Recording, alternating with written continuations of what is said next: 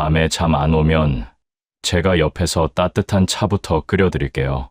그 말을 처음 들었을 때 저는 정말 눈물이 날 뻔했습니다. 저는 예순의 배려심이 깊은 남자와 재혼했습니다. 남편을 먼저 보내고 혼자 버티며 살던 제게 그 사람은 늘 한 발 먼저 다가와 주었습니다. 무거운 건 들지 말라 하고 늦은 밤엔 전화 대신 푹 쉬라고 다정하게 문자해 주던 사람이었죠. 그래서 저는 그 조용한 배려가 남은 인생에 견딜 힘이 되어줄 줄 알았습니다. 처음엔 저를 위해 아껴주고 챙겨주는 줄만 알았습니다.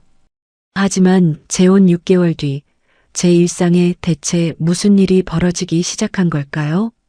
시작 전 구독과 좋아요로 함께해 주시고 어느 지역에서 듣고 계신지 댓글로 한 번씩만 남겨주세요. 그곳에 행복이 닿길 바라겠습니다. 그분을 처음 만난 건 동네 복지관이었습니다. 수면 건강 강좌가 있다는 안내문을 현관 게시판에서 봤을 때 솔직히 큰 기대는 없었습니다.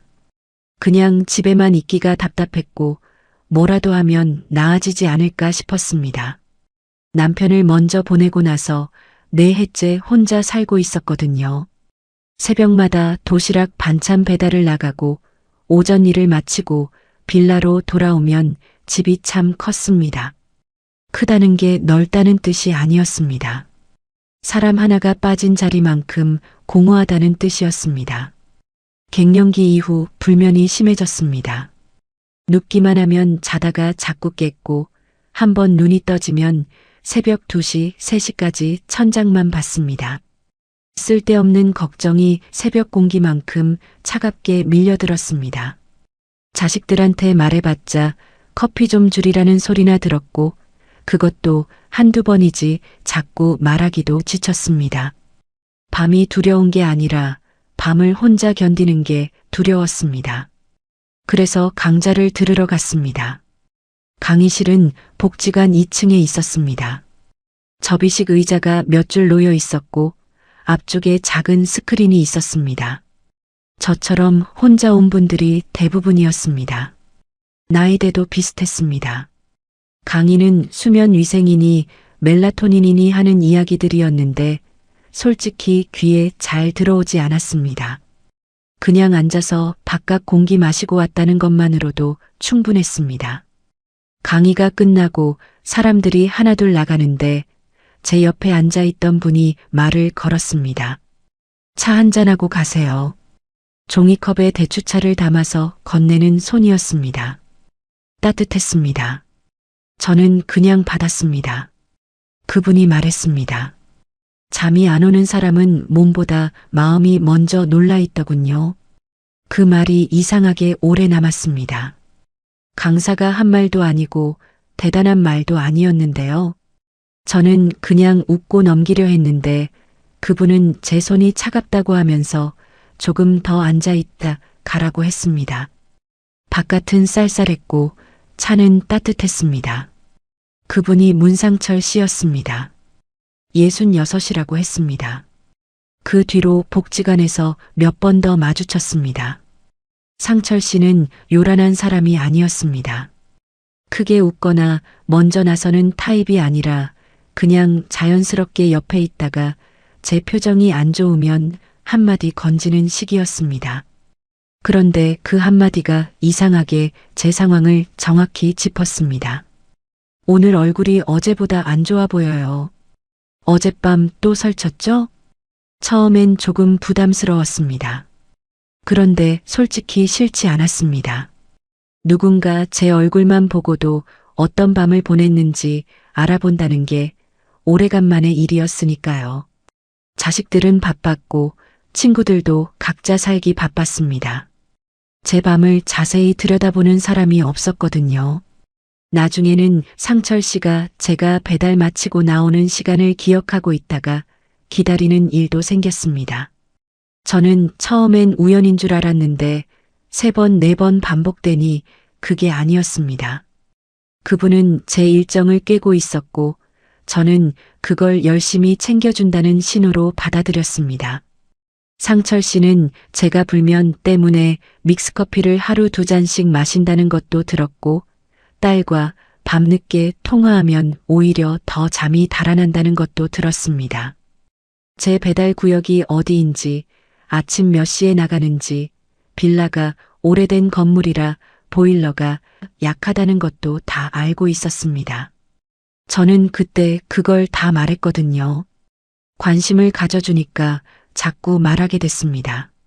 나중에 생각해보면 그게 조금 이상했는데 그때는 몰랐습니다.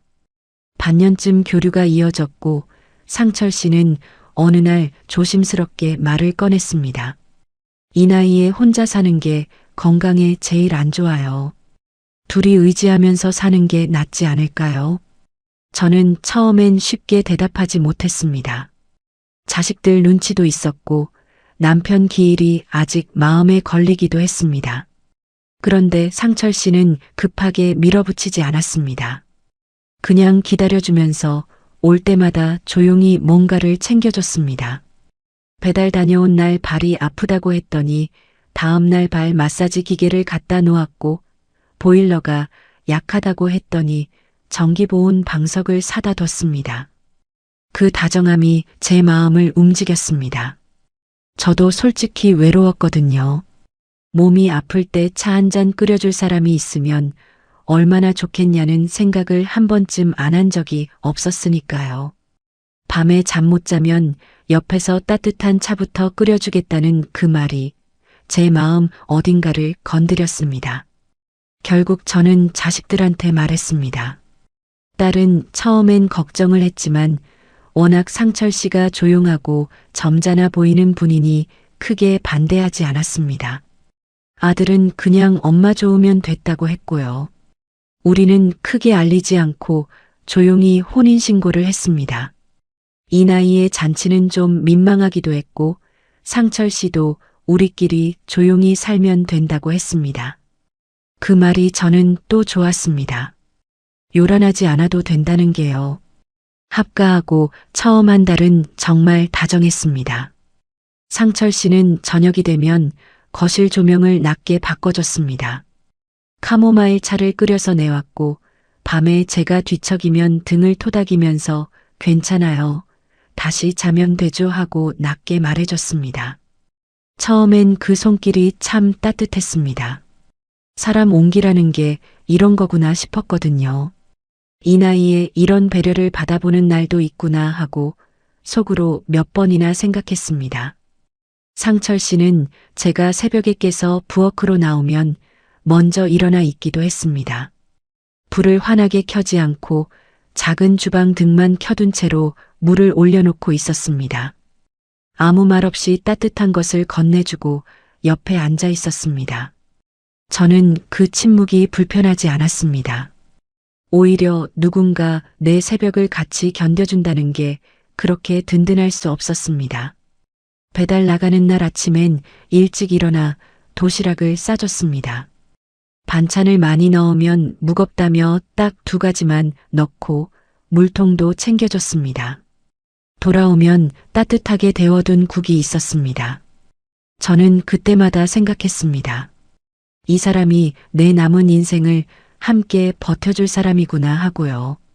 그 믿음이 흔들리기 시작한 게 언제부터였는지 정확히는 말하기 어렵습니다.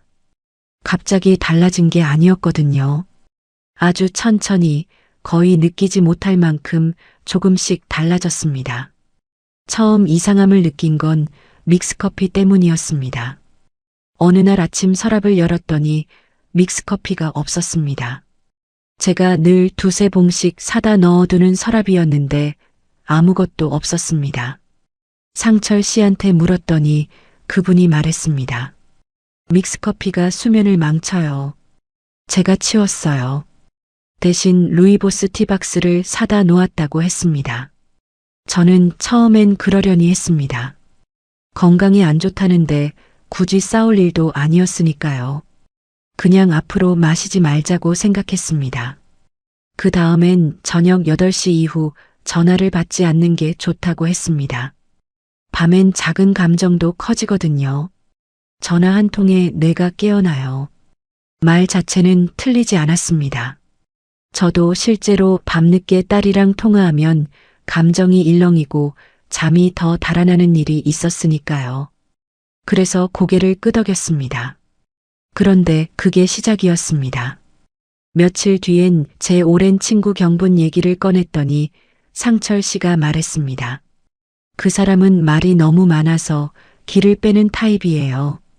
만나고 나면 혜자 씨 얼굴이 꼭 지친 표정이에요.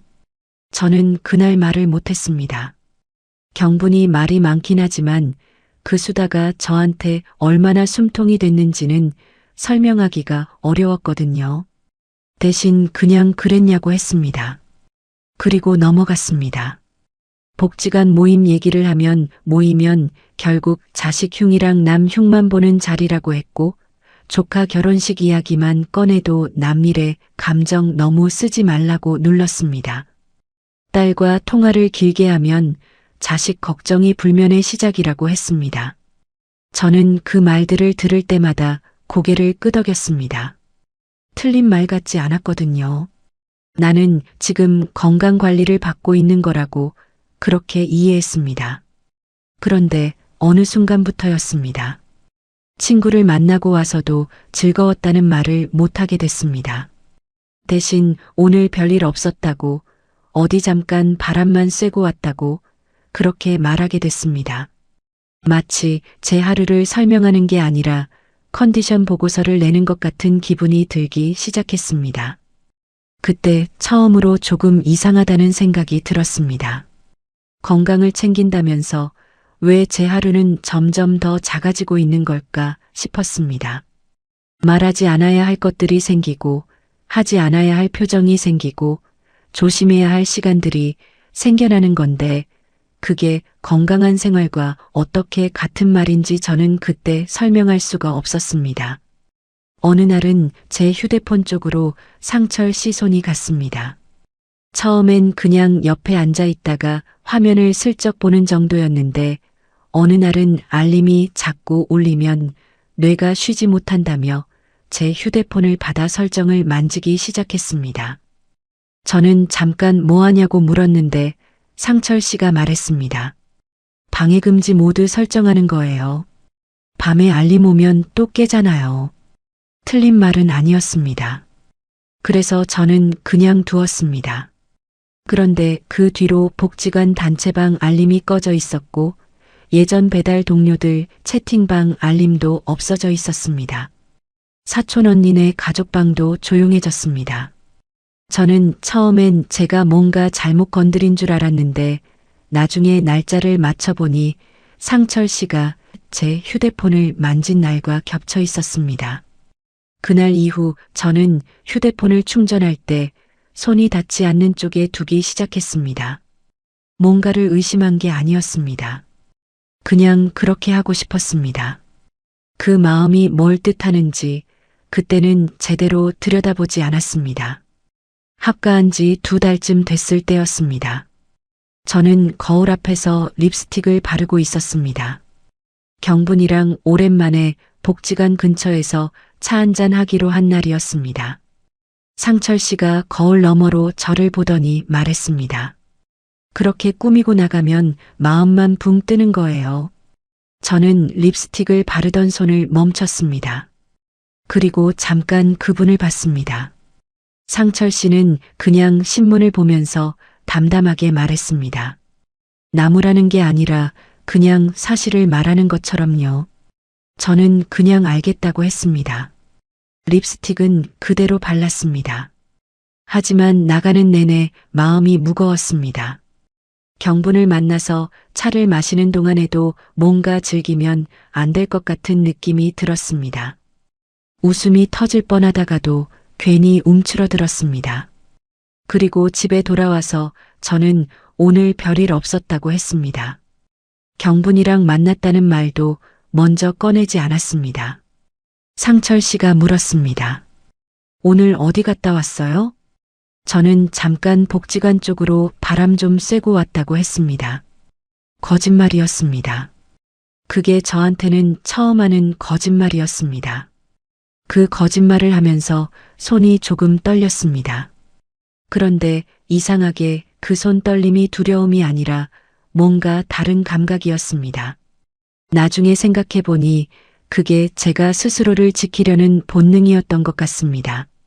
그 무렵 상철 씨가 배달 일을 그만두는 게 어떻겠냐고 처음으로 말했습니다. 제 연금이랑 저축이면 둘이 무리 없이 살 수 있어요. 그 새벽 일이 몸에 무리를 주고 그게 다 수면에 영향을 줘요. 저는 말이 바로 나오지 않았습니다. 배달 일은 단순히 돈 때문이 아니었습니다. 남편이 떠나고 처음 혼자 살기 시작했을 때 아침마다 나갈 곳이 있다는 것, 제 이름을 불러주는 사람들이 있다는 것, 그게 저를 버티게 해준 것들이었습니다. 무릎이 아프고 손이 거칠어졌지만 그 일을 나가면서 저는 제가 아직 살아있다는 걸 느꼈습니다. 그걸 상철 씨한테 설명하려고 입을 열었는데 그분이 먼저 말했습니다. 당신이 그 일에서 의미를 찾는 거 알아요. 그런데 이 나이엔 그게 집착이 될 수 있어요. 집착이라는 단어가 걸렸습니다. 저는 집착한 게 아니었습니다. 그냥 살고 있었던 겁니다. 그런데 그 말을 들으니 갑자기 제 방식이 뭔가 잘못된 것처럼 느껴지기 시작했습니다. 저는 그날도 결정을 미뤘습니다. 생각해 보겠다고만 했습니다. 그리고 그날 밤 자리에 들면서 생각했습니다. 나는 지금 이 집에서 어떤 사람이 되고 있는 걸까? 말을 줄이고 웃음을 참고 친구를 만나고 와서도 숨기고 거울 앞에서 립스틱을 바르다 멈추는 사람. 그 사람이 지금 저였습니다. 건강해지고 있는 게 아니라 작아지고 있었습니다. 그 감각이 그날 밤 처음으로 또렷하게 들어왔습니다. 아직 어떻게 해야 할지는 몰랐습니다. 하지만 이 감각만큼은 지우지 말아야겠다고 생각했습니다. 그 감각은 사라지지 않았습니다. 아침에 눈을 뜨면 잠깐 잊혀지는 것 같다가도 하루 중 어느 순간 다시 올라왔습니다. 상철 씨가 뭔가를 말할 때마다 제가 뭔가를 하려다 멈출 때마다 그 감각이 조용히 등 뒤에서 저를 건드렸습니다. 그런데 저는 그걸 붙잡지 않았습니다. 붙잡으면 인정해야 하고 인정하면 뭔가를 결정해야 하는데 그 결정이 두려웠습니다. 늦은 나이에 다시 살아보겠다고 들어온 결혼이었으니까요. 그래서 저는 그 감각을 붙잡는 대신 덮었습니다. 오늘 하루도 별일 없었다. 상철 씨가 걱정해서 그러는 거다. 나는 원래 예민한 편이다. 그런 말들로 덮었습니다. 그리고 다음날 아침 배달을 나갔습니다.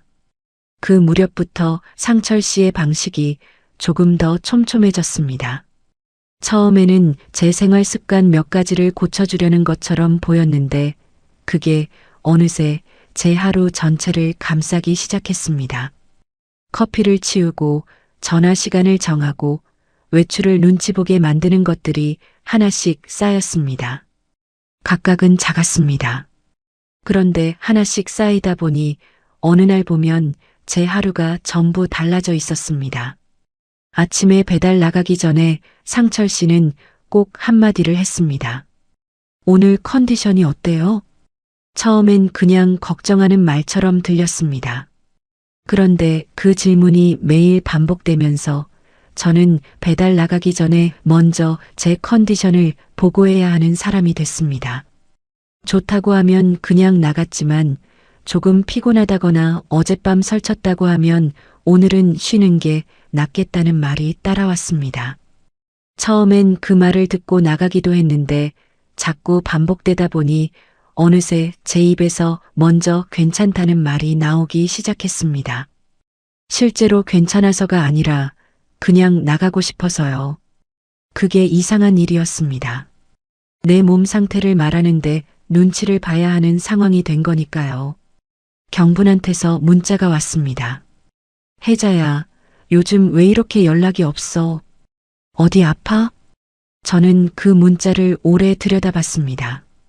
상철 씨가 거실에 있었기 때문에 바로 답장을 쓰지 않고 화장실에 들어가서 문자를 다시 읽었습니다. 이미 그때부터 저는 문자 하나를 읽는데도 장소를 골라야 하는 사람이 되어 있었습니다. 그 사실이 그날 갑자기 크게 느껴졌습니다. 저는 경분한테 짧게 답했습니다. 곧 연락할게 라고요. 그리고 나서 그 대화창을 바로 닫았습니다. 저녁에 상철 씨가 물었습니다. 오늘 경분 씨한테 연락 왔어요?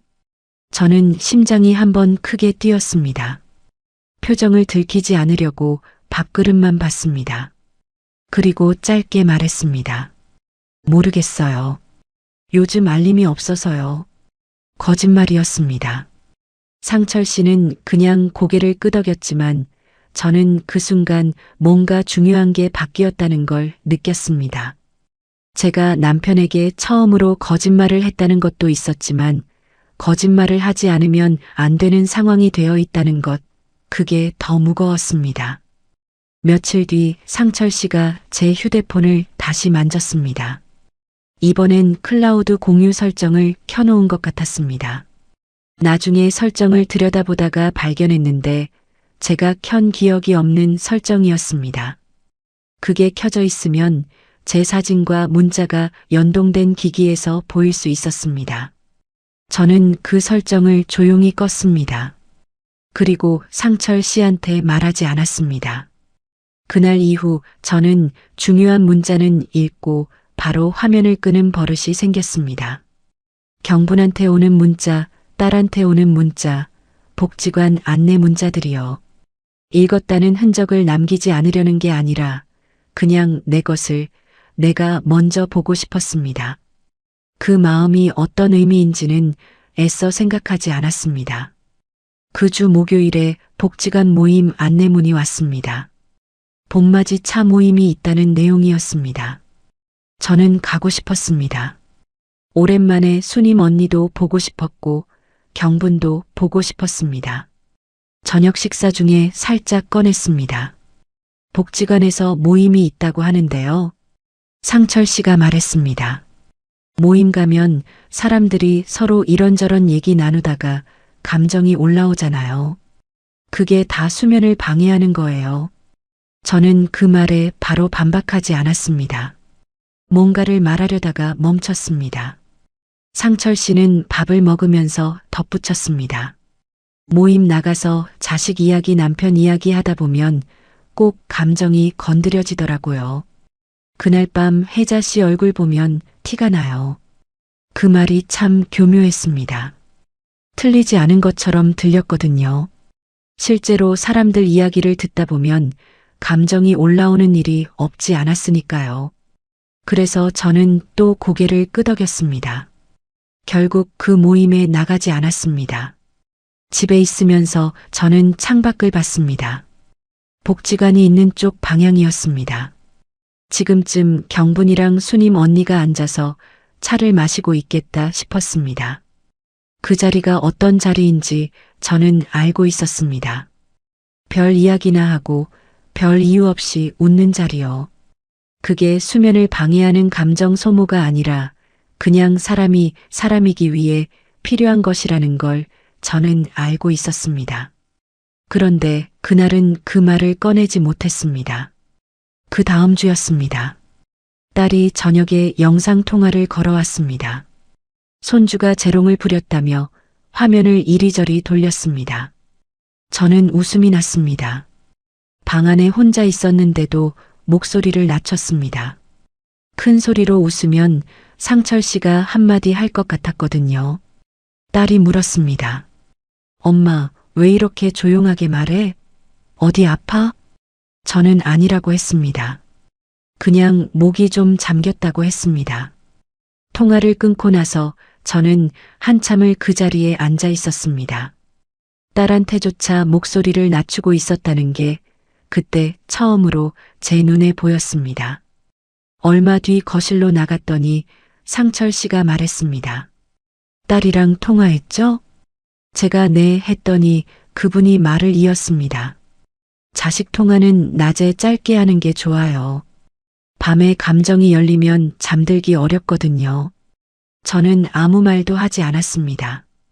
딸과 통화하는 것도 이제 시간과 길이를 관리받아야 하는 일이 된 거였습니다. 내 자식과 내가 언제 얼마나 이야기를 나눌지 그게 허락받아야 하는 일이 되어버린 거였습니다. 그 생각이 드는 순간 목이 뻐근해졌습니다. 울고 싶었는데 울지 않았습니다. 울면 또 오늘 밤 잠 못 잘 거라는 말을 들을 것 같았으니까요. 그 생각을 하다가 저는 잠깐 멈췄습니다. 울고 싶은데 울지 말아야 한다는 생각을 하는 게 지금 이 집에서는 자연스러운 일이 되어 있었습니다. 언제부터 그렇게 됐는지를 생각해 보니 어느 특정한 날이 아니라 조금씩 그렇게 된 거였습니다. 작은 것들이 하나씩 바뀌면서 어느 날 보니 제 하루 전체가 달라져 있는 시기였습니다. 상철 씨는 그 무렵부터 제 표정과 말투까지 건드리기 시작했습니다. 제가 밝은 목소리로 전화를 받으면 흥분하지 말라고 했습니다. 거울 앞에서 립스틱을 바르면 그렇게 꾸미고 나가면 마음만 붕 뜬다고 했습니다. 한 번은 경분과 통화하다가 웃음이 터진 적이 있었는데 그때 상철 씨가 거실 문턱에 서서 말했습니다. 그렇게 들뜨면 오늘 밤 또 잠 못 자요. 걱정하는 말투였지만 이상하게 그날 그 말이 무섭게 들렸습니다. 웃지 말라는 뜻처럼 들렸거든요. 또 어느 날은 제가 웃다가 목소리가 커졌더니 이런 말을 했습니다. 이 나이에 그렇게 하이톤으로 웃는 건 보기 불편해요. 저는 그 말을 듣는 순간 웃음이 그 자리에서 멈췄습니다. 보기 불편하다는 말이었습니다. 제 웃음이 누군가한테 불편한 것이 됐습니다. 그 말이 오래 마음에 걸렸습니다. 그 뒤로 저는 친구에게 먼저 연락하는 일을 줄였습니다. 딸 전화가 와도 짧게 끊었습니다. 상철 씨는 그런 저를 보며 이제야 사람이 차분해졌다고 만족해했습니다. 그 말을 들을 때마다 제 안에서 뭔가가 조금씩 죽어가는 기분이 들었습니다. 한 번은 상철 씨가 말했습니다. 다음 주부터는 경분 씨 전화 받지 말아요. 그 사람 통화만 하고 나면 당신 목소리가 들떠요. 경분 전화를 아예 받지 말라는 말이었습니다. 저는 그 말을 듣고 잠깐 그분을 봤습니다. 상철 씨는 진지한 얼굴이었습니다. 농담이 아니었습니다. 저는 아무 말도 하지 않았습니다. 그날 밤 잠자리에 들면서 저는 생각했습니다. 커피도 모임도 딸 통화도 립스틱도 웃음소리도 이제는 경분 전화까지 하나씩 없어지고 있었습니다. 없어질 때마다 건강을 위한 거라는 말이 붙었습니다. 그런데 저는 건강해지고 있는 게 아니었습니다. 잠은 여전히 잘 못 잤습니다. 오히려 더 자주 새벽에 깼습니다. 자다가 눈이 떠지면 상철 씨 말이 떠오르는 날도 있었고 경분한테 답장을 늦게 한 것이 마음에 걸려 뒤척이는 날도 있었습니다.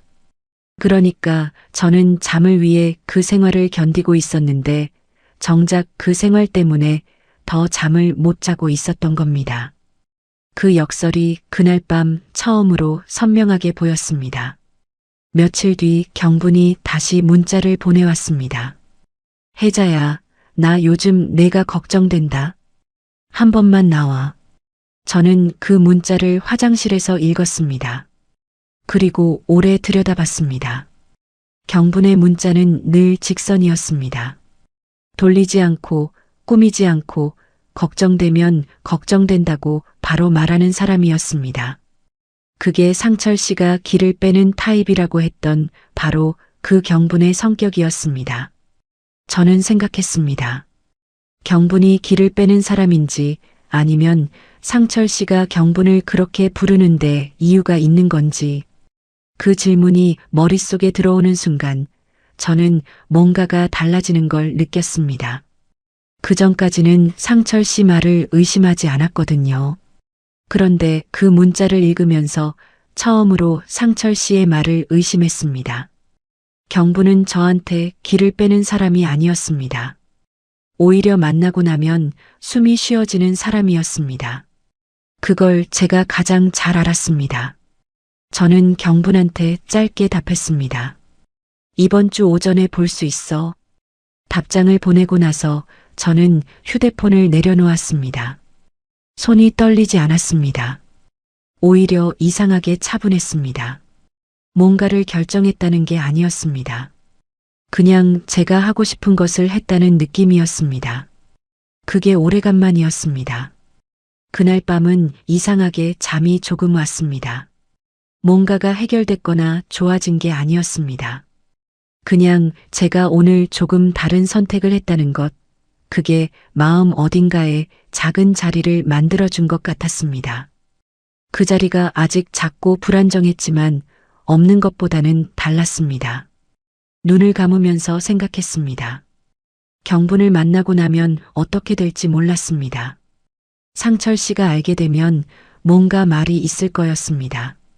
그 말을 어떻게 받아야 할지도 몰랐습니다. 그런데 그게 두렵기보다는 한번 보자는 생각이 들었습니다. 그 감각이 어디서 나온 건지는 몰랐습니다. 다만 그게 없어지기 전에 붙잡고 싶었습니다. 경분을 만나기로 한 날 아침, 저는 평소보다 일찍 눈이 떠졌습니다. 배달이 없는 날이었습니다. 상철 씨는 아직 자고 있었습니다. 저는 조용히 일어나 부엌에서 물을 한 잔 마셨습니다. 창밖이 아직 어스름했습니다. 그 이른 시간에 혼자 서 있는데 이상하게 마음이 가벼웠습니다. 오늘 경분을 만난다는 것만으로 그랬습니다. 그런데 그 가벼움이 오래가지 않았습니다. 상철 씨가 생각보다 일찍 일어났습니다. 부엌으로 들어오면서 말했습니다. 오늘 어디 가요? 저는 잠깐 머뭇거렸습니다. 그리고 말했습니다. 복지관 쪽으로 바람 좀 쐬려고요. 상철 씨가 저를 봤습니다. 경분 씨 만나는 거예요? 저는 그 눈빛을 마주치면서 잠깐 숨을 골랐습니다. 그리고 말했습니다. 잠깐 볼 것 같아요. 상철 씨가 말했습니다. 오래 있지 말아요. 그 사람이랑 있으면 꼭 감정이 올라온다고 했잖아요. 저는 알겠다고 했습니다. 그리고 가방을 들었습니다. 현관을 나서면서 등 뒤로 상철 씨 시선이 느껴졌습니다. 계단을 내려오는 내내 그 시선이 따라오는 것 같았습니다. 그런데 발걸음은 멈추지 않았습니다. 그날 아침 제가 제일 잘한 일이 그거였습니다. 경부는 복지관 근처 카페 앞에서 기다리고 있었습니다. 저를 보자마자 팔을 벌렸습니다. 저는 그 안으로 들어갔습니다. 한동안 그냥 서 있었습니다.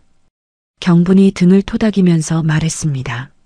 많이 기다렸잖아, 이 사람아. 저는 웃으려고 했는데 목이 잠겼습니다. 울 것 같아서 빨리 떼어냈습니다. 나 안 울어. 경분이 웃었습니다. 울어도 돼. 우리는 카페 안으로 들어가 자리를 잡았습니다.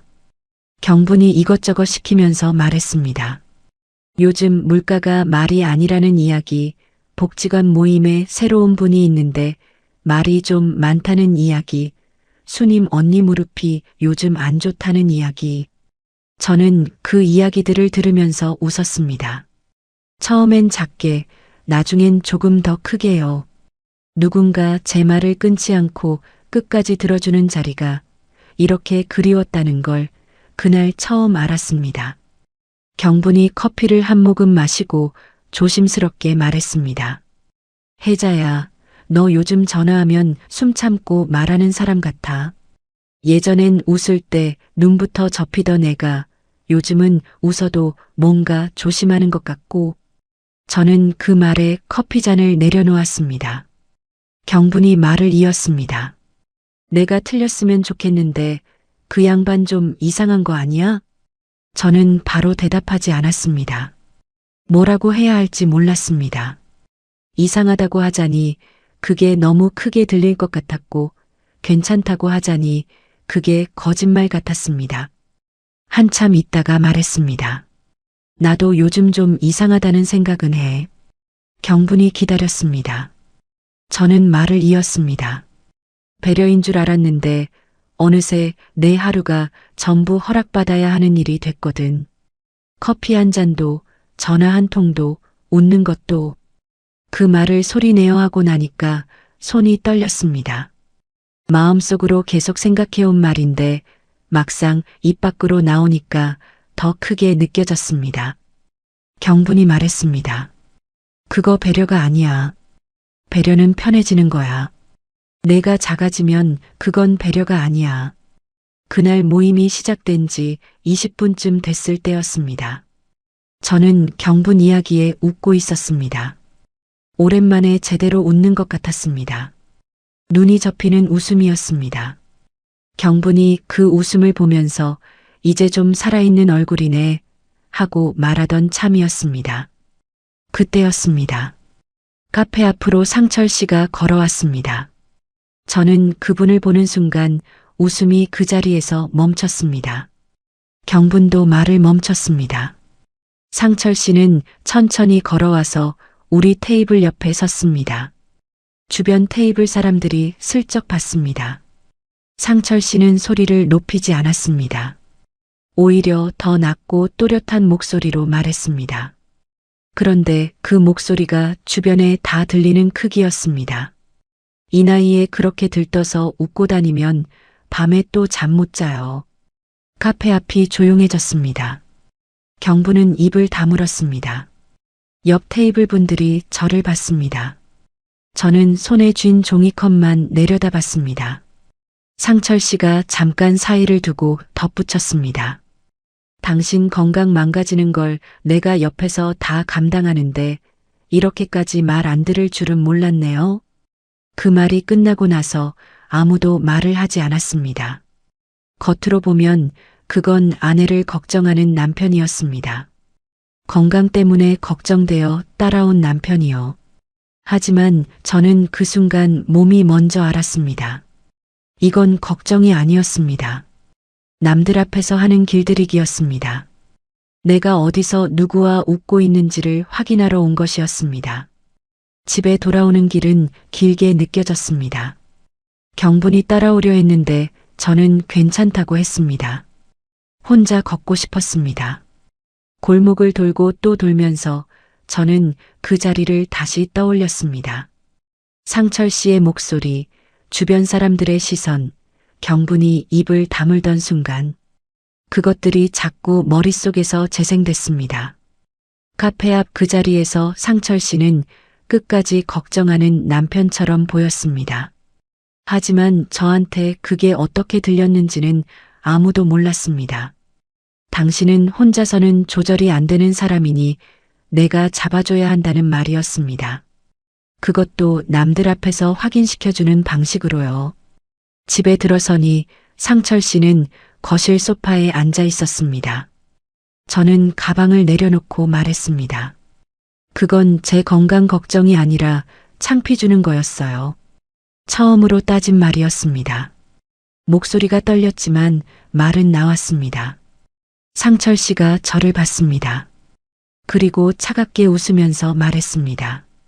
당신은 사람 만나면 분수를 잊어요. 내가 안 잡아주면 점점 더 들떠서 망가질 사람입니다. 망가질 사람이라는 말이었습니다. 저는 그 말을 듣는 순간 손이 떨렸습니다. 그런데 그 떨림이 서러워서가 아니었습니다. 뭔가가 분명해지는 떨림이었습니다. 이 사람은 저를 아픈 사람으로 보는 게 아니었습니다. 자기 기준에 맞게 눌러놔야 하는 사람으로 보고 있었습니다. 저는 더 말하지 않았습니다. 부엌으로 들어가서 물을 한 잔 마셨습니다. 손이 아직 떨렸지만 천천히 마셨습니다. 그리고 작은 방으로 들어가 문을 닫았습니다. 그날 밤 저는 처음으로 음성 메모를 켰습니다. 녹음 버튼을 누르고 나서 한참을 가만히 있었습니다. 상철 씨는 안방에서 TV를 켜놓고 있었습니다. 저는 작은 방 구석에 앉아서 낮은 목소리로 말했습니다. 오늘 카페 앞에서 있었던 일을 처음부터 끝까지 말했습니다. 상철 씨가 어떤 말투로 말했는지, 어느 정도 크기 목소리였는지, 주변 사람들이 어떻게 봤는지, 그리고 집에 돌아와서 제가 처음으로 따졌을 때 상철 씨가 한 말까지요. 망가질 사람이라고 했습니다. 그 말도 녹음에 담았습니다. 녹음을 마치고 저는 그 파일을 클라우드에 올렸습니다. 상철 씨가 제 휴대폰을 만지는 일이 있어도 그 기록만큼은 남아있을 수 있도록요. 그리고 수첩을 꺼냈습니다. 오래전 서랍 안에 있던 작은 수첩이었습니다. 거기에 오늘 날짜를 쓰고 상철 씨가 했던 말들을 하나씩 적기 시작했습니다. 카페 앞에서 한 말뿐만 아니라 그동안 제가 들었던 말들을 기억나는 대로 적었습니다. 커피를 치운 날, 전화 시간을 정한 날, 경분을 길을 빼는 사람이라고 한 날, 복지관 모임 안내문을 버린 날, 딸 통화를 짧게 하라고 한 날, 하나씩 쓰다 보니 종이 한 장이 금방 찼습니다. 쓰면서 이상한 걸 느꼈습니다. 각각의 말들은 따로 보면 걱정처럼 들렸습니다. 그런데 한 장에 모아놓고 보니 전부 같은 방향이었습니다. 제 사람들을 끊고 제 감정을 누르고 제 일을 빼앗고 제 하루를 축소하는 방향으로만 가고 있었습니다. 건강을 위한 배려라면 제가 뭔가 더 좋아져야 하는데 저는 뭔가 더 없어지고 있었습니다. 수첩을 덮고 나서 저는 한참을 그냥 앉아 있었습니다. 음성 메모 파일이 저장된 것을 다시 한번 확인했습니다. 수첩은 서랍 안 깊숙이 넣었습니다. 휴대폰 문자함을 열어서 그동안 경분이 보내왔던 걱정 문자들, 딸이 보내온 문자들을 따로 캡처해서 저장했습니다. 부재중 통화 기록도 확인했습니다. 경분한테서 온 것들이 여러 개였습니다. 저는 그것들을 하나씩 캡처했습니다. 무엇을 하려는 건지 그때 제게 물었다면 대답하지 못했을 겁니다. 이혼을 결심한 것도 아니었고 집을 나가려 한 것도 아니었습니다. 그냥 제가 이상하다고 느낀 감각만큼은 나중에라도 스스로 부정하지 않으려고요. 기억이 흐려지면 제 감각도 흐려질 것 같았습니다. 그래서 남겨두고 싶었습니다. 다음 날 아침 상철 씨는 아무 일도 없었던 것처럼 밥을 차렸습니다. 된장국이었습니다. 저는 앉아서 밥을 먹었습니다. 상철 씨가 말했습니다. 어젯밤엔 잘 잤어요? 저는 잘 잤다고 했습니다. 사실은 거의 못 잤는데도 그렇게 말했습니다. 상철 씨가 젓가락을 내려놓으며 말했습니다. 어제 그 자리에 갔다 온 거 탓하는 게 아니에요. 그냥 당신이 걱정돼서 그런 거예요. 저는 고개를 끄덕였습니다. 하지만 속으로는 생각했습니다. 어제 그 말이 걱정이었다면 왜 친구들이 다 있는 앞에서 했을까? 왜 저를 따로 부르거나 문자를 먼저 보내지 않고 직접 걸어와서 그 자리를 멈추게 했을까? 그 질문에 이미 대답은 나와 있었습니다. 그냥 인정하는 게 무서웠을 뿐이었습니다. 저는 밥을 다 먹고 설거지를 했습니다. 물소리 때문에 상철 씨 목소리가 잘 들리지 않았습니다. 그 물소리가 그날 아침은 고마웠습니다. 아무 말도 하지 않아도 되는 이유가 됐으니까요. 며칠 뒤 저는 복지관 근처를 지나다가 상담실 앞에서 발걸음이 멈췄습니다. 수면 강좌를 진행했던 상담사 선생님이 계시던 곳이었습니다. 문에 상담 일정표가 붙어 있었습니다. 저는 잠깐 서 있다가 안으로 들어갔습니다. 선생님, 시간 되시면 잠깐 여쭤봐도 될까요? 상담사 선생님은 흔쾌히 앉으라고 했습니다. 저는 어디서부터 말해야 할지 몰라서 한참 있다가 입을 열었습니다. 제가 잠을 못 자는 게 사람 때문인지 사람을 못 만나서 그런 건지 모르겠어요. 선생님은 제 말을 듣고 잠깐 생각하더니 조심스럽게 물었습니다. 지금 함께 사시는 분 곁에서 편해지고 계신가요? 아니면 작아지고 계신가요? 그 한마디가 제 가슴 안으로 들어왔습니다. 편해진다, 작아진다. 저는 바로 대답하지 못했습니다. 하지만 대답을 못한다는 것 자체가 이미 대답이었습니다. 편해지고 있었다면 그 질문에 바로 고개를 끄덕일 수 있었을 테니까요. 저는 선생님 앞에서 처음으로 눈물이 났습니다. 소리내어 운 건 아니었습니다. 그냥 눈이 뜨거워지면서 눈물이 조금 흘렀습니다. 선생님은 아무 말도 하지 않고 휴지를 내밀었습니다. 상담실을 나오면서 저는 예전 빌라 쪽으로 걸었습니다. 계약이 조금 남아 있어서 방 하나는 아직 비어 있었습니다. 저는 그 빌라 앞에 서서 한참을 봤습니다. 올라가진 않았습니다. 그냥 거기 서 있었습니다. 낡은 건물이었습니다. 외벽 페인트도 군데군데 떠 있었고 입구 유리문도 예전부터 잘 안 닫혔습니다. 그런데 그 건물을 보는데 이상하게 마음이 얹혔습니다. 저한테 설명하지 않아도 되는 공간이 아직 세상에 존재한다는 것, 그게 그날따라 크게 느껴졌습니다. 저는 한참 서 있다가 그냥 돌아왔습니다. 하지만 빌라 열쇠가 어디 있는지 그날 머릿속으로 한번 찾아봤습니다. 서랍 안작은 파우치에 있을 거였습니다. 아직 쓸 일이 없기를 바랐습니다. 그래도 확인해 두고 싶었습니다. 그 마음이 무엇을 뜻하는지 저는 그때 이미 조금은 알고 있었습니다. 제가 달라졌다는 걸 상철 씨도 느꼈던 것 같습니다. 말로 표현하기는 어렵지만 사람이라는 게 묘해서 같이 사는 사람의 공기가 조금만 달라져도 느끼게 되어 있거든요. 저는 겉으로는 여전히 조용했습니다. 대들지도 않았고 따지지도 않았습니다. 밥도 같이 먹었고 저녁에 차도 같이 마셨습니다. 그런데 상철 씨는 그 무렵부터 뭔가를 더 자주 확인하기 시작했습니다. 제가 외출하고 돌아오면 어디 갔냐고 더 꼼꼼하게 물었습니다. 전에는 배달 다녀왔다고 하면 그냥 넘어갔는데 그 무렵부터는 몇 시에 나갔고 몇 시에 끝났는지 오늘 구역이 어디였는지까지 물었습니다. 저는 짧게 대답했습니다. 거짓말은 하지 않으면서 더 이상 자세히 말하지도 않았습니다. 상철 씨는 그 짧은 대답을 불편해했습니다. 어느 저녁 제가 설거지를 하고 있는데 상철 씨가 등 뒤에서 말했습니다. 요즘 왜 이렇게 말이 없어요? 저는 수도를 잠그고 돌아봤습니다. 피곤해서요. 상철 씨가 말했습니다. 피곤한 게 아니라 뭔가 딴 생각을 하고 있는 거 아니에요? 저는 그분을 잠깐 봤습니다. 그리고 말했습니다. 그냥 피곤한 거예요. 다시 돌아서서 설거지를 마쳤습니다. 손이 조금 떨렸습니다. 그래도 목소리는 흔들리지 않으려고 했습니다. 흔들리면 그게 또 꼬투리가 될 것 같았으니까요. 며칠 뒤 상철 씨는 갑자기 다정한 방식으로 돌아왔습니다. 예전처럼 따뜻한 차를 끓여다 주고 제 손을 잡으며 말했습니다. 내가 너무 엄격하게 군 것 같아서요. 미안해요.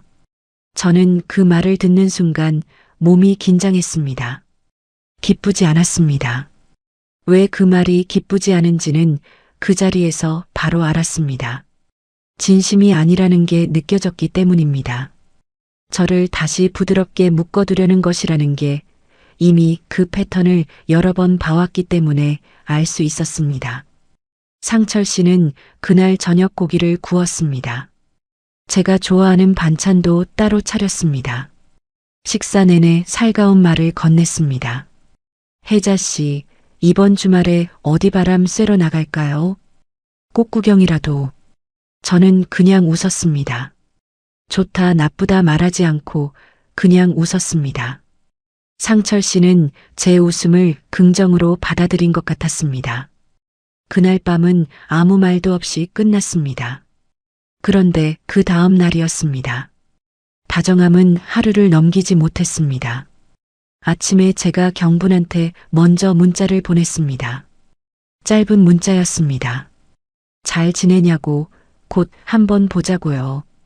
상철 씨가 외출한 틈이었습니다. 그런데 낮에 상철 씨가 돌아와서 거실 소파에 앉더니 말했습니다. 오늘 경분 씨한테 문자 보냈죠? 저는 그 말에 손이 멈췄습니다. 제가 직접 말한 적이 없었습니다. 상철 씨가 어떻게 알았는지 잠깐 머릿속이 하얘졌습니다. 혹시 제 휴대폰을 봤나 싶었습니다. 아니면 다시 설정을 만진 건지. 저는 짧게 말했습니다. 보냈어요. 상철 씨가 말했습니다. 내가 그 사람은 당신한테 안 좋은 영향을 준다고 했잖아요.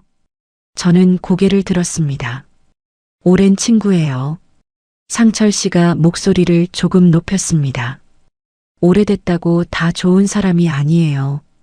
그 사람 만나고 오면 당신이 꼭 뭔가 들뜨고 그날 밤은 꼭 잠을 설쳐요. 그 패턴을 내가 몇 번이나 봤는데 본인만 모르는 거예요. 저는 그 말에 바로 반박하지 않았습니다. 속으로는 그게 사실이 아니라는 걸 알았습니다. 경분을 만나고 온 날은 오히려 숨이 쉬어지는 날이었으니까요. 하지만 그 자리에서 말싸움을 하는 게 목적이 아니었습니다. 저는 그냥 말했습니다. 알겠어요. 상철 씨는 제 대답이 순순해서 조금 당황한 것 같았습니다. 더 말을 이을 거리를 잃은 것 같은 얼굴이었습니다.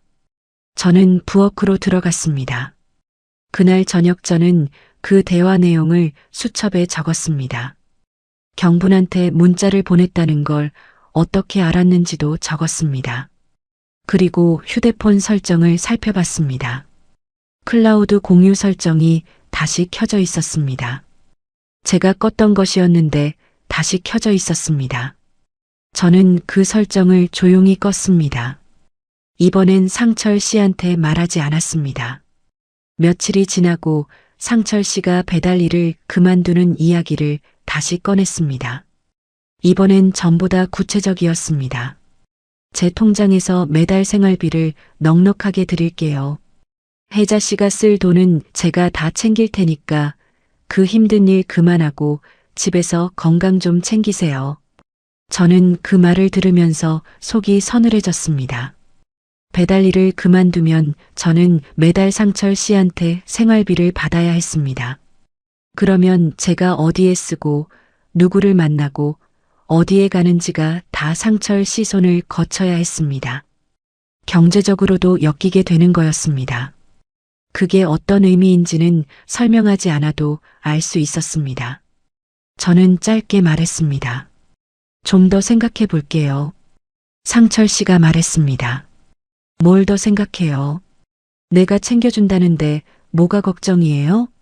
저는 그분을 똑바로 봤습니다. 그냥 제가 결정하고 싶어서요. 상철 씨는 잠깐 저를 봤습니다. 그리고 낮은 목소리로 말했습니다. 당신은 아직도 내가 챙겨준다는 말의 의미를 몰라요. 저는 그 말을 듣고 아무 말도 하지 않았습니다. 부엌으로 들어가지도 않았습니다.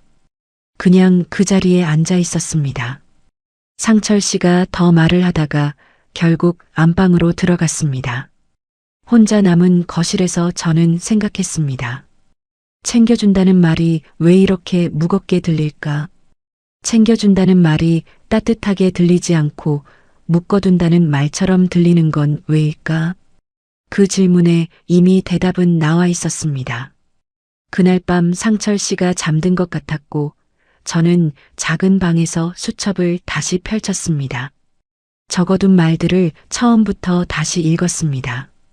하나하나 읽다 보니 어느 지점에서 손이 멈췄습니다. 이게 전부 저 혼자 예민하게 받아들인 게 아니었습니다. 날짜별로 보니 패턴이 더 뚜렷하게 보였습니다. 제가 뭔가를 하려 할 때마다, 누군가를 만나려 할 때마다, 어디에 나가려 할 때마다 반드시 한마디가 있었습니다. 그 한마디들은 전부 건강을 명분으로 달고 있었습니다. 저는 그 수첩 옆에 휴대폰을 꺼내 음성 메모 앱을 열었습니다. 그리고 그날 대화 중 기억에 남은 것들을 다시 녹음했습니다. 클라우드 공유가 꺼진 것을 확인하고 저장이 됐는지도 확인했습니다. 그때였습니다. 상철 씨 기척이 났습니다. 저는 휴대폰을 뒤집어 놓고 수첩을 덮었습니다. 상철 씨가 방문을 열었습니다. 아직 안 자요? 저는 고개를 끄덕였습니다. 잠이 안 와서요. 상철 씨가 말했습니다. 그러니까 낮에 너무 생각을 많이 하면 안 된다고요. 저는 고개를 끄덕였습니다. 상철 씨는 그냥 안방으로 들어갔습니다. 문이 닫히고 나서 저는 긴 숨을 내쉬었습니다.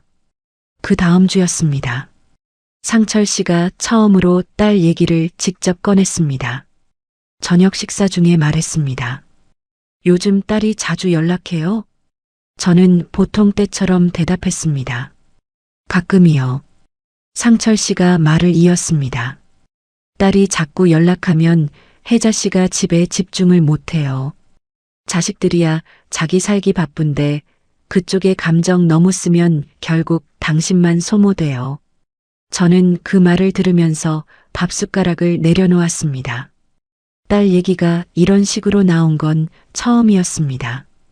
전에는 통화 시간이나 통화 빈도를 건드렸지 딸과의 관계 자체를 이런 말로 정리한 적은 없었거든요. 저는 조용히 물었습니다. 딸한테 연락받는 것도 안 된다는 거예요? 상철 씨가 말했습니다. 안 된다는 게 아니라 적당히 해야 한다는 거죠. 지금 우리 둘이 같이 사는 건데 자식한테 신경이 너무 쏠리면 우리 사이가 멀어져요. 저는 그 말을 듣는 순간 뭔가가 끊어지는 느낌이 들었습니다. 친구도 모임도 배달일도 커피도 웃음소리도 말투도 잠드는 시간도 그것들을 하나씩 가져가더니 이제는 딸까지 건드리기 시작한 거였습니다. 제가 연결될 수 있는 모든 곳을 하나씩 닫으면 마지막에 남는 건 상철 씨 한 명뿐이라는 계산이 보였습니다. 저는 그날 처음으로 두려움이 아닌 다른 감정을 느꼈습니다. 분노가 아니었습니다. 분노는 뜨거운 거잖아요. 그게 아니라 차갑고 단단한 무언가였습니다. 이건 끝내야 한다는 그 감각이었습니다. 그날 밤 저는 서랍을 열었습니다. 작은 파우치 안을 손으로 더듬었습니다. 예전 빌라 열쇠가 있었습니다. 작은 고리에 걸린 낡은 열쇠였습니다. 저는 그 열쇠를 꺼내 손바닥 위에 올려놓고 한참을 봤습니다. 차갑고 작은 금속 조각이었습니다. 그런데 그게 그날 밤은 꽤 든든하게 느껴졌습니다. 저는 그 열쇠를 파우치에 다시 넣지 않고 제 가방 안쪽 지퍼 달린 주머니에 넣었습니다. 어디를 나가든 들고 다닐 수 있도록요. 아직 쓸 일이 없기를 바랐지만 있어야 할 것 같았습니다. 다음 날 저는 배달을 나갔다가 복지관 근처를 지나쳤습니다. 무료 법률 상담 주간이라는 현수막이 붙어 있었습니다. 저는 그 현수막 앞에서 잠깐 걸음을 멈췄다가 그냥 지나쳤습니다. 아직 거기까지 갈 준비가 됐는지 몰랐습니다. 그런데 한 블록쯤 걷다가 다시 돌아왔습니다. 접수처에서 이름을 쓰고 번호표를 받았습니다. 기다리는 동안 손이 떨렸습니다. 제 앞에 두 사람이 있었는데 그 시간이 엄청 길게 느껴졌습니다. 상담사 앞에 앉아서 저는 말했습니다. 이혼 얘기는 아직 아니고요. 그냥 궁금한 게 있어서요. 건강을 핑계로 사람들을 못 만나게 하고 공개적인 자리에서 망신을 준 경우 그게 법적으로 어떤 의미가 될 수 있는지요. 상담사가 메모를 하면서 물었습니다. 구체적인 정황이 있으신가요? 기록이나 증거 같은 게요. 저는 고개를 끄덕였습니다. 문자 캡처, 통화 기록, 음성 메모가 있어요. 상담사가 고개를 들었습니다. 그리고 말했습니다. 그 정도면 충분히 정황으로 쓸 수 있어요. 지속적인 인간관계 차단과 공개적인 모욕은 혼인 파탄의 사유로 정리가 됩니다. 그 말을 듣는 순간 저는 조용히 숨을 들이켰습니다. 제가 겪은 일이 그냥 예민하게 받아들인 게 아니었다는 걸 법적인 언어로 처음 확인받은 순간이었습니다. 그게 그렇게 단단하게 느껴질 줄 몰랐습니다. 저는 상담실을 나오면서 걸음이 달랐습니다. 무거운 게 조금 가벼워진 것 같기도 하고 아니면 제 발로 서 있다는 감각이 조금 더 뚜렷해진 것 같기도 했습니다. 집에 돌아오니 상철 씨가 먼저 와 있었습니다. 오늘 왜 이렇게 늦었어요? 저는 가방을 내려놓으면서 말했습니다. 배달 마치고 좀 걸었어요. 상철 씨가 저를 봤습니다. 어디 들렀어요? 저는 눈을 피하지 않고 그분을 봤습니다. 복지관 쪽으로 지나쳤어요. 상철 씨가 말했습니다. 복지관은 왜요? 모임 있었어요? 저는 짧게 말했습니다. 아니요, 그냥 지나친 거예요. 거짓말이었습니다. 하지만 이번엔 그 거짓말이 전과 달리 느껴졌습니다. 전에는 들킬까봐 떨리는 거짓말이었는데 이번엔 지켜야 할 게 생긴 사람의 거짓말이었습니다. 그 차이가 저한테는 컸습니다. 그날 밤 저는 통장을 확인했습니다. 제 이름으로 된 통장이었습니다. 배달 일을 하면서 모아온 돈이 들어 있었습니다. 많지 않았지만 당장 몇 달을 버티기에 모자라지 않은 금액이었습니다. 저는 그 숫자를 한참 들여다봤습니다. 상철 씨 생활비를 받지 않아도 된다는 것, 경제적으로 기댈 필요가 없다는 것, 그게 그날 밤 제일 든든한 사실이었습니다. 배달 일을 그만두지 않기를 정말 잘했다는 생각이 들었습니다. 저는 통장을 덮고 가방 안쪽에 넣었습니다. 신분증도 같이 챙겼습니다. 약봉투도 계절 옷 몇 벌도 마음속으로 하나씩 점검했습니다. 짐은 아직 싸지 않았습니다. 하지만 무엇을 챙겨야 할지는 이미 머릿속에 정리되어 있었습니다. 그날 밤은 조금 잤습니다. 뭔가가 해결된 게 아니었습니다. 그런데 이상하게 몸이 조금 가벼웠습니다. 지켜야 할 것이 생긴 사람의 잠이라는 게 이런 건가 싶었습니다. 무겁지 않았습니다. 오히려 단단했습니다. 눈을 감으면서 생각했습니다. 조금만 더 준비하면 된다고요. 준비가 다 됐다고 느낀 날은 사실 아무 예고도 없이 왔습니다. 그날도 평범한 아침이었습니다. 상철 씨는 일찍 일어나 거실에서 뉴스를 보고 있었고 저는 배달 나갈 준비를 하고 있었습니다. 세면을 마치고 방으로 들어와 가방을 챙기는데 상철 씨가 거실에서 말했습니다. 오늘 배달 몇 구역이에요? 저는 대답했습니다. 3군데요. 상철 씨가 말했습니다. 3군데는 너무 많아요. 2군데만 하고 일찍 와요. 저는 가방 끈을 잡은 채로 잠깐 멈췄습니다. 그리고 말했습니다. 괜찮아요. 오늘은 무리 안 해요. 상철 씨가 TV를 끄고 저를 봤습니다. 내가 걱정해서 하는 말인데 왜 그렇게 받아쳐요? 저는 그분을 봤습니다. 받아치는 게 아니라 제가 결정하는 거예요. 상철 씨의 표정이 굳었습니다. 저는 그 표정을 보면서도 시선을 내리지 않았습니다. 예전 같았으면 이미 고개를 숙이고 알겠다고 했을 텐데 그날은 달랐습니다. 상철 씨가 말했습니다. 요즘 왜 이렇게 말을 안 들어요? 저는 신발을 신으면서 말했습니다. 다녀올게요. 문을 닫고 나왔습니다.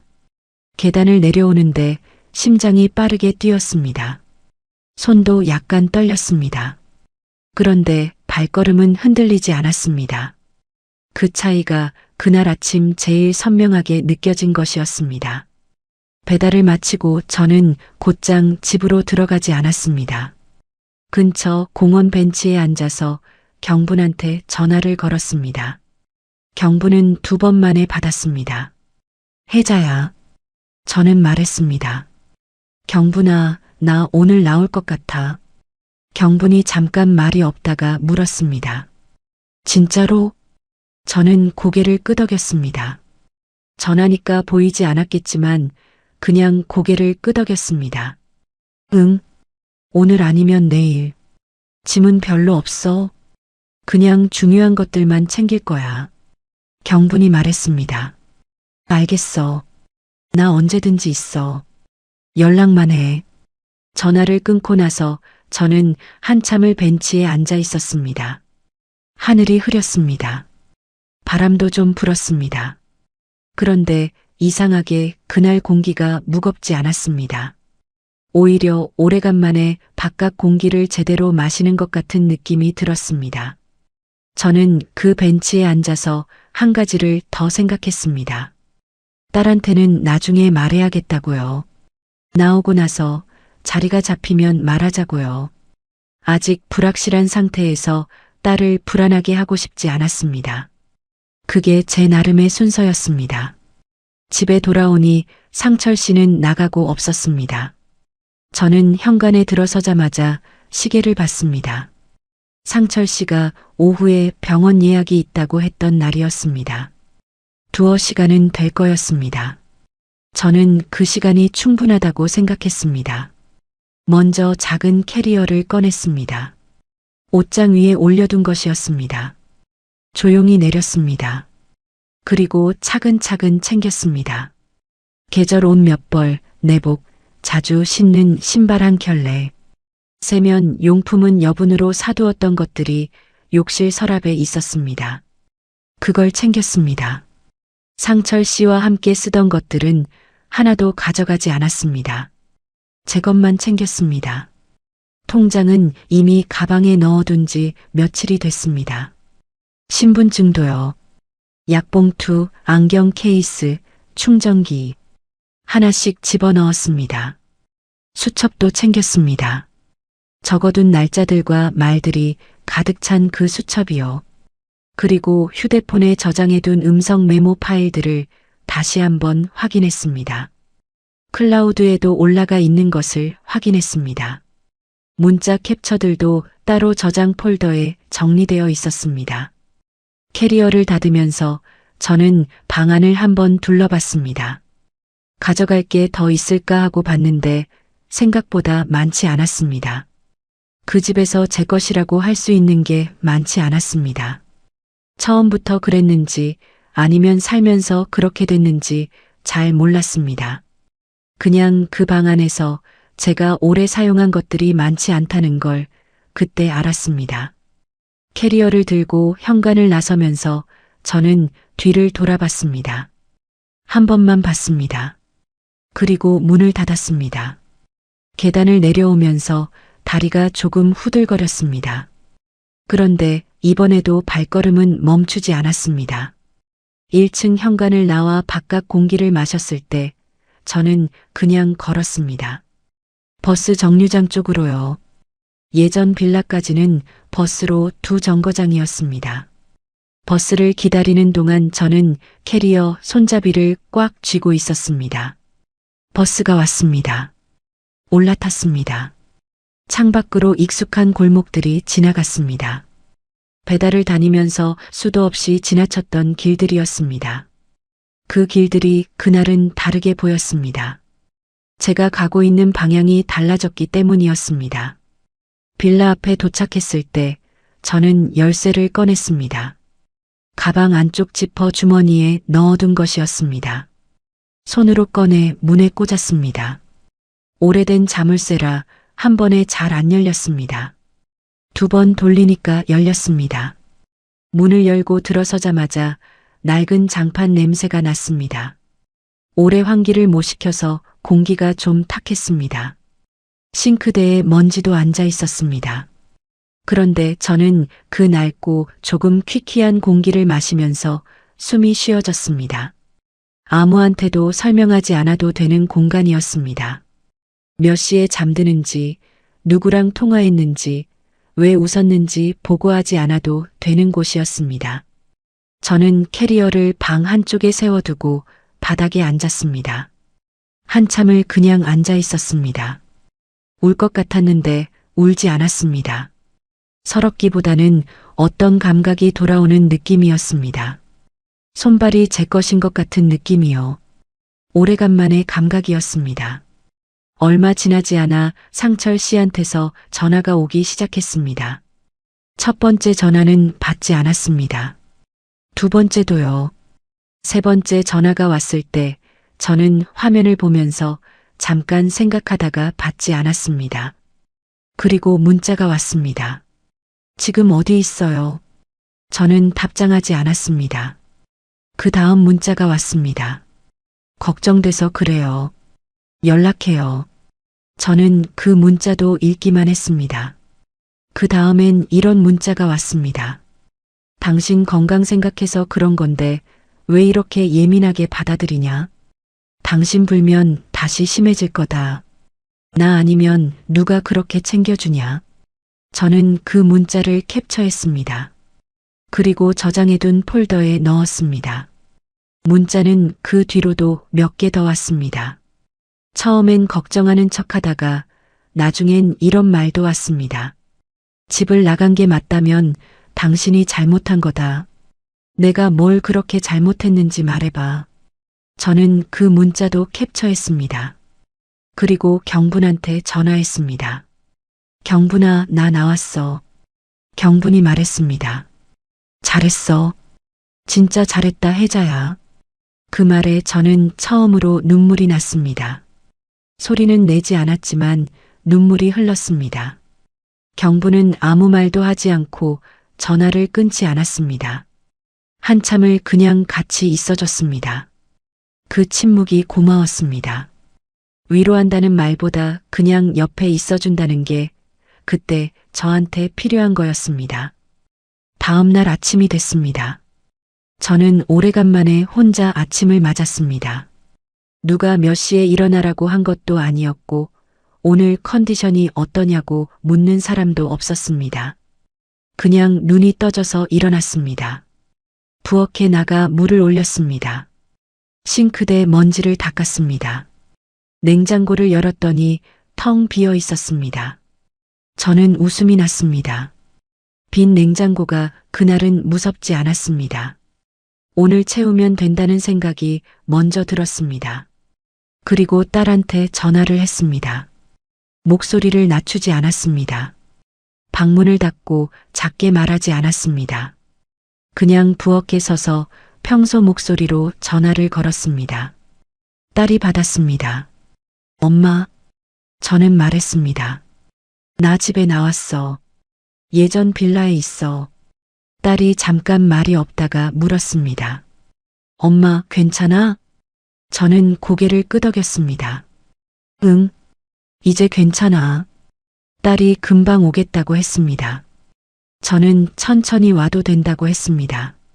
그리고 딸이 오기 전에 할 말이 있다고 했습니다. 그동안 제가 모아둔 것들을 먼저 보내줄 테니까 봐달라고요. 문자 캡처들, 통화 기록, 음성 메모 파일들을 딸한테 보냈습니다. 경분한테도 같이 보냈습니다. 혹시라도 나중에 말이 바뀌는 일이 생기면 처음부터 알고 있던 사람들이 있어야 한다고 생각했습니다. 딸이 파일들을 확인하고 전화를 다시 했습니다. 엄마, 이게 다 사실이야? 저는 말했습니다. 응, 다 있었던 일이야. 딸이 한동안 말이 없었습니다. 그리고 조용히 말했습니다. 엄마, 진작 말해줬어야지. 저는 그 말에 웃음이 났습니다. 울면서 웃는 이상한 표정이었을 겁니다. 알아. 근데 이제 말했잖아. 그날 오후 상철 씨한테서 또 전화가 왔습니다. 이번엔 받았습니다.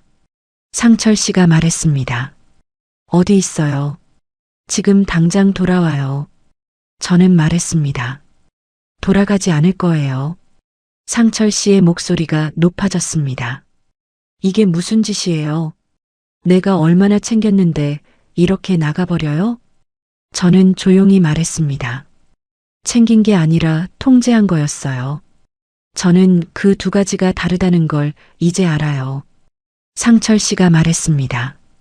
그깟 친구 몇 명 때문에 가정을 깨겠다는 거예요? 저는 말했습니다. 친구 때문이 아니에요. 저 때문이에요. 상철 씨가 말했습니다. 이 나이에 이혼이 쉬운 줄 알아요? 나가면 당신 혼자 어떻게 살려고요? 저는 잠깐 숨을 고르고 말했습니다. 혼자 살아봤어요. 할 수 있어요. 전화를 끊었습니다. 손이 떨렸습니다. 그런데 목소리는 끝까지 흔들리지 않았습니다. 그게 그날 제가 스스로한테 제일 고마웠던 것이었습니다. 며칠 뒤 저는 법률 상담을 다시 받았습니다. 이번엔 이혼 절차에 대해 구체적으로 물었습니다. 상담사가 제가 가져간 자료들을 꼼꼼히 봤습니다. 음성 메모, 문자 캡처, 통화 기록, 그리고 카페 앞 상황을 목격한 경분의 진술 가능 여부까지요. 상담사가 말했습니다. 지속적인 인간관계 차단, 일상 통제, 공개적인 모욕 정황이 충분히 기록돼 있어요. 협의 이혼도 가능하지만 상대방이 쉽게 동의하지 않을 가능성이 높으니까 조정 절차를 거치는 방향이 나을 것 같아요. 저는 고개를 끄덕이면서 물었습니다. 흐지부지 끝나는 건 원하지 않아요. 분명하게 책임이 남는 방향으로 하고 싶어요. 상담사가 말했습니다.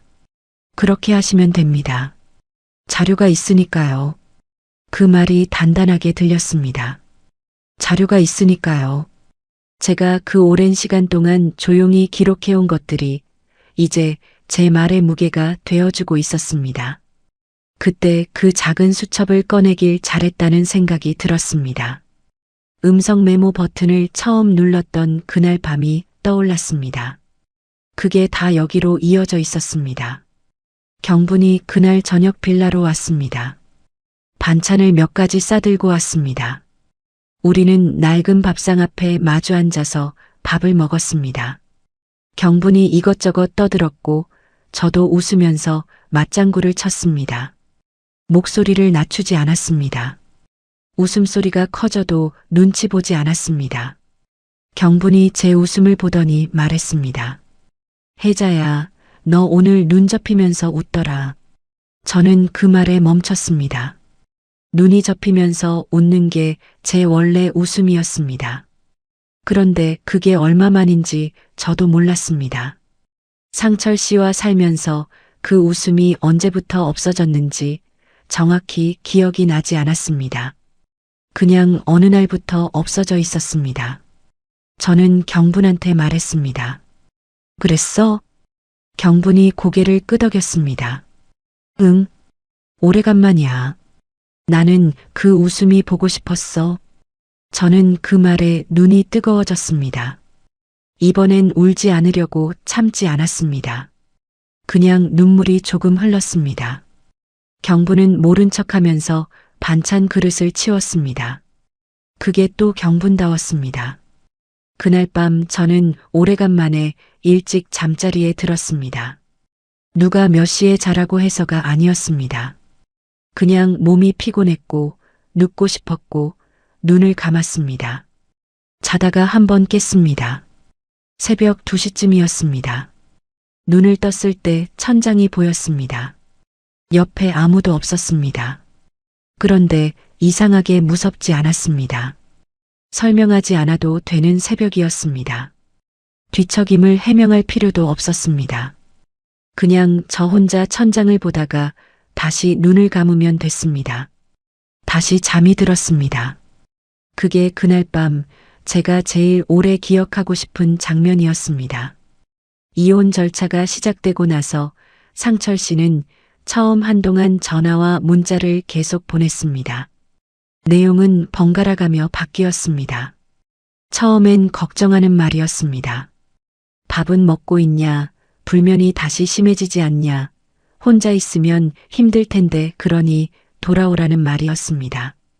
그 다음엔 억울하다는 말이었습니다. 자기가 뭘 그렇게 잘못했는지 모르겠다. 챙겨준 것밖에 없는데 왜 이러냐는 말이었습니다.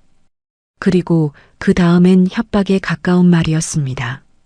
이 나이에 이혼 기록이 남으면 당신도 곤란하다. 내가 가만히 있을 것 같냐는 말이었습니다. 저는 그 문자들을 하나씩 캡처했습니다. 읽고 나서 바로 캡처해서 폴더에 넣었습니다. 감정이 흔들리지 않으려고 일부러 빠르게 했습니다. 오래 읽고 있으면 그 말들이 마음 안으로 들어오니까요. 특히 걱정하는 척하는 말들이 제일 위험했습니다. 그 말들은 읽다 보면 내가 너무 심하게 구는 건 아닐까 하는 생각이 들게 만드는 힘이 있었습니다. 그래서 저는 읽자마자 캡처하고 닫았습니다.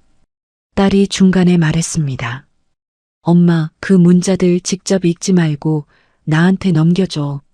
내가 정리할게. 저는 처음엔 괜찮다고 했습니다. 제 일이니까 제가 해야 한다고 생각했습니다. 그런데 딸이 말했습니다. 엄마가 직접 읽으면 흔들려. 나한테 줘. 그 말이 맞았습니다. 저는 그 뒤로 상철 씨 번호에서 오는 연락을 딸한테 넘겼습니다. 중요한 내용이 있으면 딸이 따로 정리해서 알려주기로 했습니다. 그렇게 하고 나니 확실히 달랐습니다. 하루가 덜 무거웠습니다. 법적 절차는 제가 생각한 것보다 길었습니다. 상철 씨가 쉽게 동의하지 않았습니다.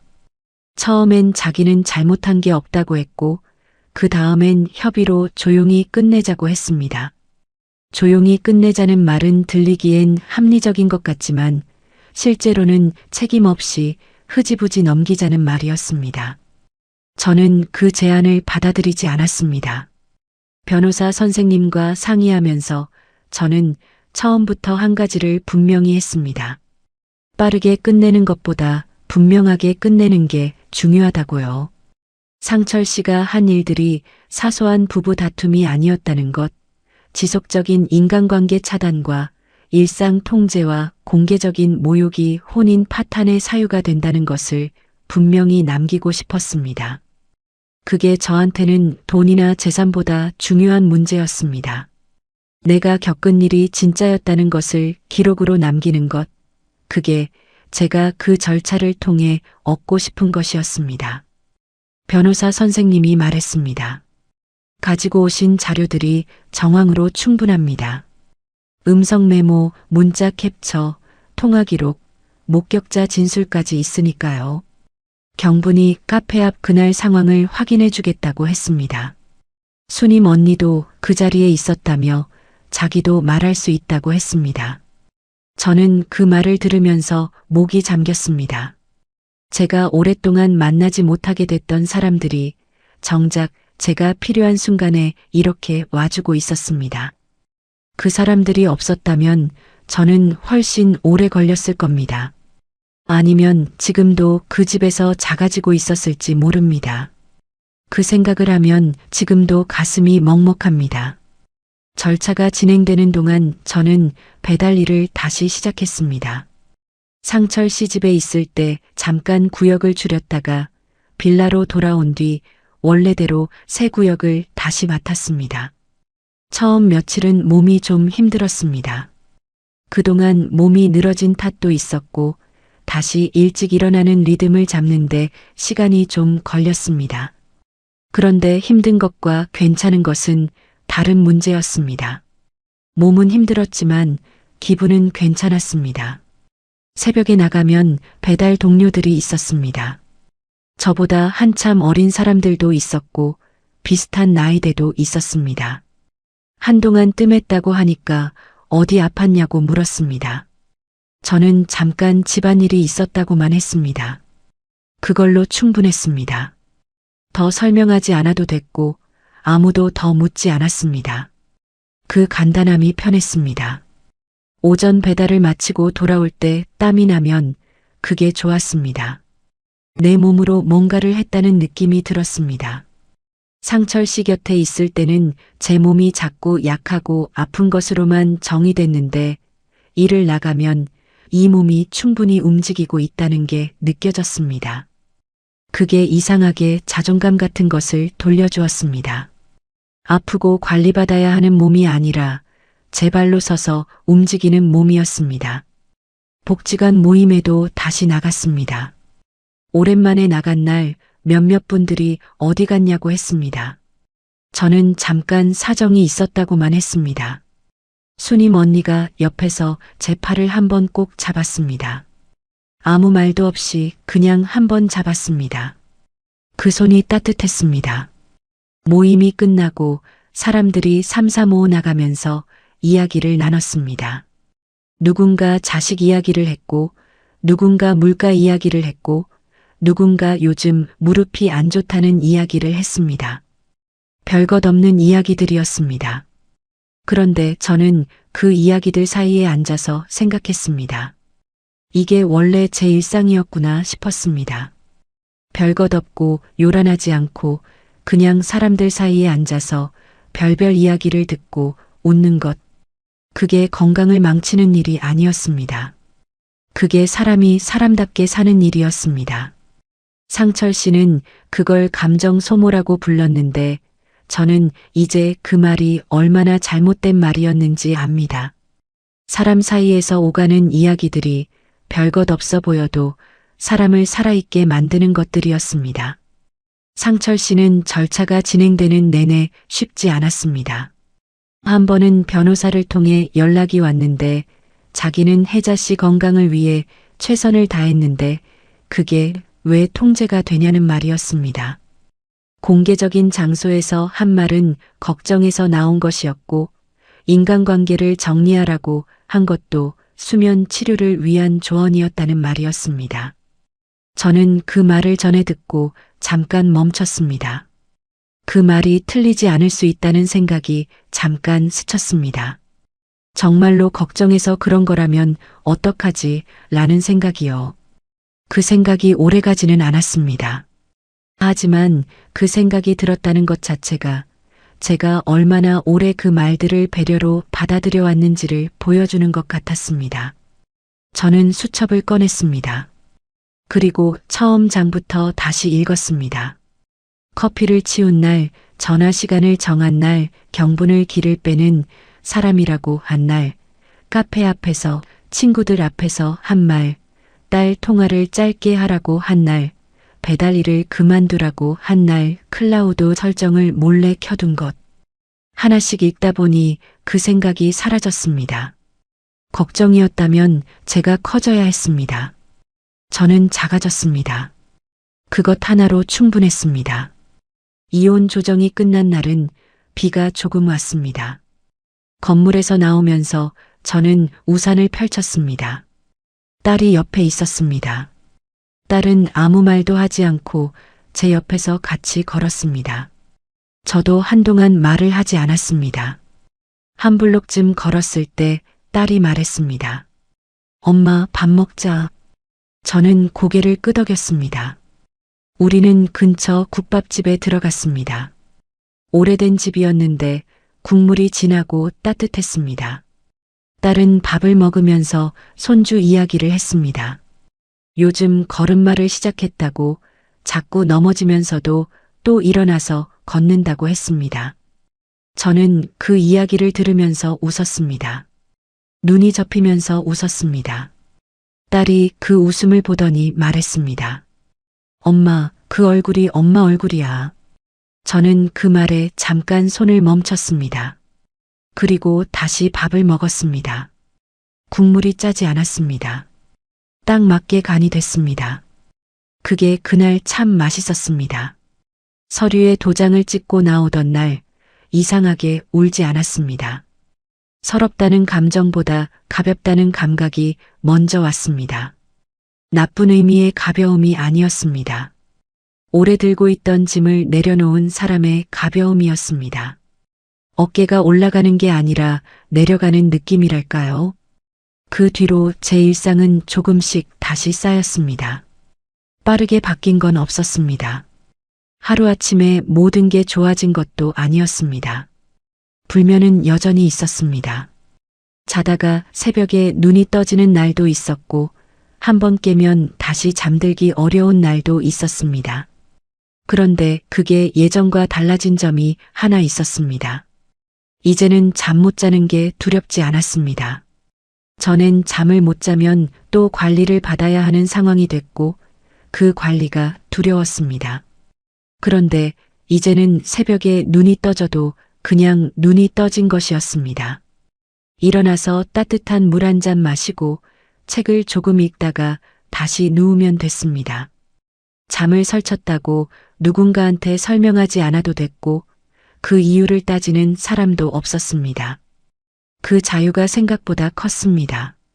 딸이 주말마다 손주를 데리고 왔습니다. 낡은 빌라가 갑자기 좁아졌습니다. 기어다니는 아이가 있으니까요.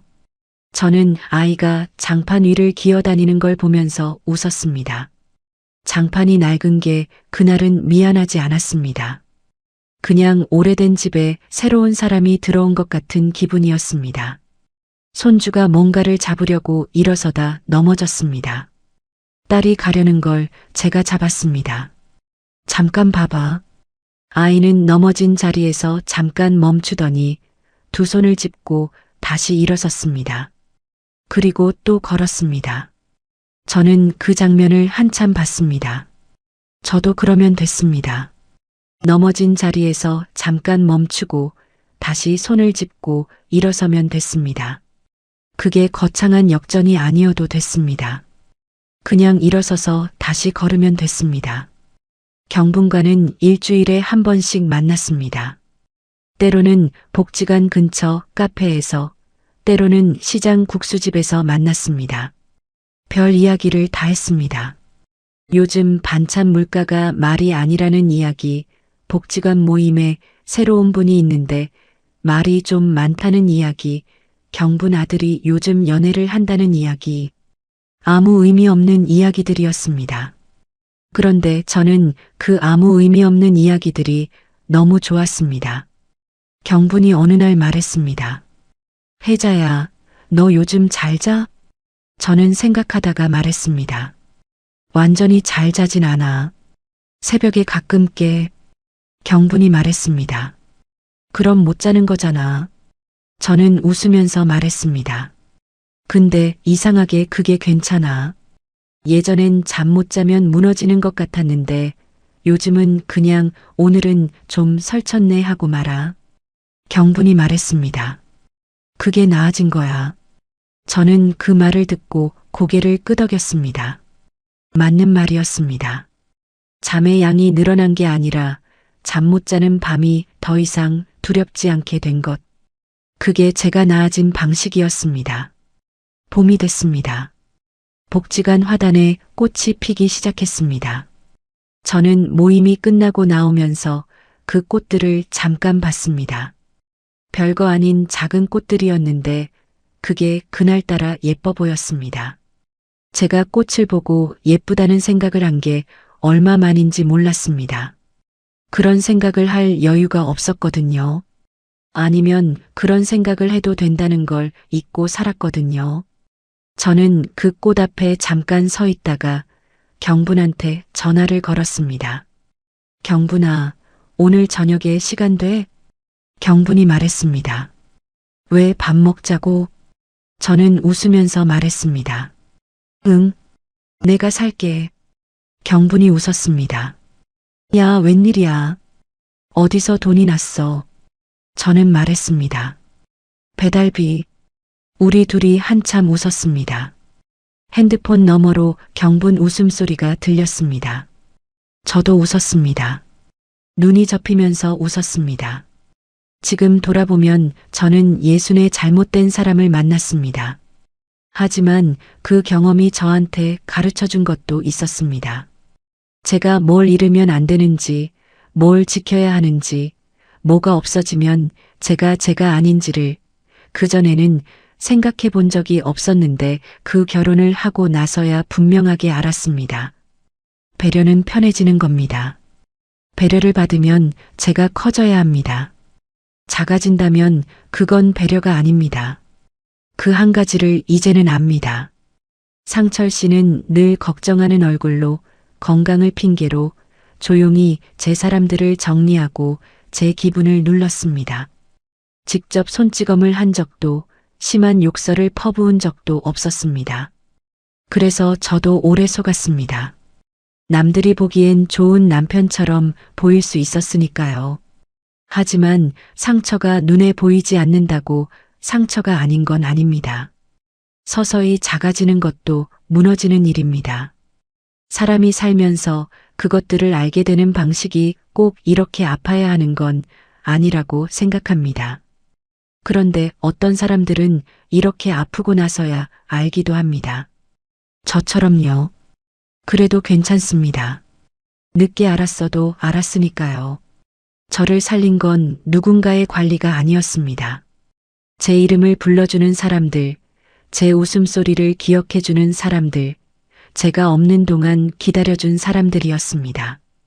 그 사람들한테 다시 연결되고 제 방식대로 웃고 말하고 움직이는 것, 그게 제 두 번째 삶의 시작이었습니다. 저는 이혼하고 나서야 비로소 알았습니다. 잠보다 먼저 지켜야 할 게 있었습니다. 그건 제 마음이었습니다. 끝까지 들어주셔서 감사합니다. 구독과 좋아요는 다음 이야기를 이어갈 힘이 됩니다. 그리고 주인공에게 한 줄 응원을 댓글로 남겨주시면 그 마음까지 함께 전해두겠습니다.